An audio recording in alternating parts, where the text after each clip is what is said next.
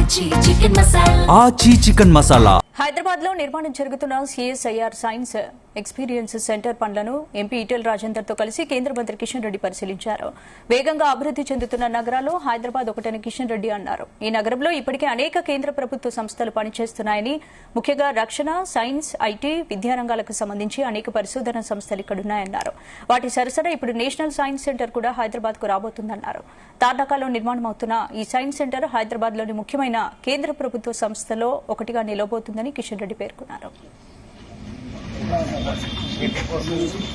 అనేక పరిశోధన సంస్థలు, డిఫెన్స్ రంగానికి సంబంధించి, ఐటీకి సంబంధించి, ఎడ్యుకేషన్ సంబంధించిన సంస్థలు పనిచేస్తాము. వాటి సరసన మరొకటి నేషనల్ సైన్స్ సెంటర్ కూడా హైదరాబాద్ కు రాబోతాము. ఆ పనులు వేగవంతం చేయడం కోసమే నేను ఈరోజు తార్నాకలో నిర్మాణం అవుతున్నటువంటి హైదరాబాద్ సైన్స్ సెంటర్ పనులు స్వయంగా చూడడానికి వచ్చాను. హైదరాబాద్ సైన్స్ సెంటర్ హైదరాబాద్ లో ఉన్న ఇంపార్టెంట్ సెంటర్ కాబోతాం. ఈరోజు అనేకమైనటువంటి ఎందుకు చెప్పినట్టు యూత్, విద్యార్థులకు సంబంధించి, పరిశోధనకు సంబంధించి మరి ఇక్కడ ఉన్నటువంటి సంస్థలకు మరొక తోడు ఈ యొక్క సైన్స్ సెంటర్. ఇది వచ్చినట్టయితే అందరికీ సైన్స్ కానీ టెక్నాలజీ రంగంలో కానీ చాలా ఉపయోగపడుతుంది. దానికోసము మరి ఈ యొక్క సెంటర్ ను నరేంద్ర మోడీ గారు మన హైదరాబాద్ నగరానికి మంజూరు చేశారు. దాని పనులు వచ్చే సంవత్సరం ఎండింగ్ లోపల పూర్తి చేసుకుని దాన్ని హైదరాబాద్ ప్రజలకు డెడికేట్ చేయాలనే లక్ష్యంతో పనిచేస్తాము. అధికారులు చెప్పిన దాని ప్రకారం మనం ఎండింగ్ వరకు అవసరం లేదు.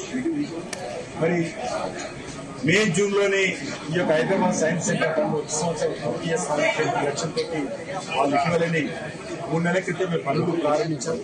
దానికి సంబంధించి వేగవంతంగా పనులు పనిచేసుకోవడం. ఎందుకంటాం నరేంద్ర మోడీ గారు ఈ నెల 10వ తేదీన హైదరాబాద్ కు వస్తా ఉన్నారు.